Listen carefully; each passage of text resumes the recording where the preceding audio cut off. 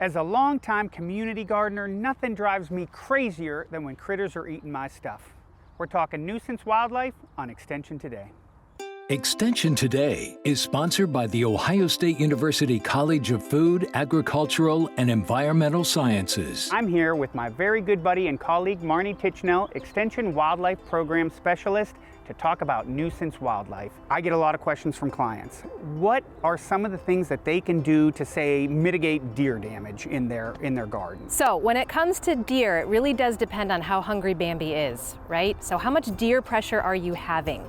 If you're having medium to high deer damage, then you might want to go that extra step and do something like a fence. Say I don't have the funds to do a fence, or I'm not allowed to put up a fence where I'm growing. What would I do in that case? Now, in that case, there are some different things. Then we go to different ways we can deter deer. So there are some scare tactics that will sometimes work. If you have a dog that is allowed free rein and is comfortable chasing the deer, that is something that can work. We can also talk about some repellents that make your plants taste bad. Now, since we're talking about vegetables, we're talking about a shorter list of chemicals that we can put on food safe. But there are some options, some hot pepper options out there that can help. Probably number 2 on the hit parade that I get questions on are groundhogs. Yeah. They might be small, but they eat a lot of food, and they can be hard to keep away. Sometimes a fence is another great idea for a groundhog, and we're not talking as hefty as something that you'd have to do for a deer. Maybe about 3 feet tall, some chicken wire or some sort of galvanized metal fence. And then at the top of that fence, if you bend it out a little bit, that's going to keep them from climbing. Now, for that fence to prevent them from digging underneath it, an somewhat easy thing you can do is take a section of that fence and lay it horizontal just on the ground in front of that fence. So they're going to crawl up to that fence and go, oh, I don't want to climb it. Let me crawl under it, but they won't be able to because that fence section will be right there. So Marne, I need to have you take a look at my blueberries. When I left in the fall, they looked amazing. When I checked them this spring, something's been munching on them. Can you take a look for me? Sure. Yeah, Tim, you definitely have some rabbit damage here, and what I would say is pretty classic rabbit damage. So our rabbits, you know, they have sharp teeth on the top and sharp teeth on the bottom. So when they chow down on a plant, they're gonna leave a really nice, clean cut edge, and sometimes at a 45-degree angle, which you can really see right there.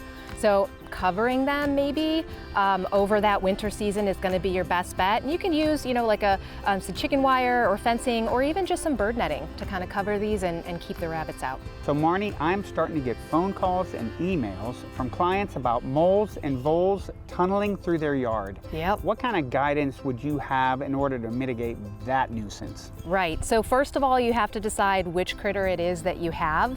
Despite the similarity of their name, they're two very different animals.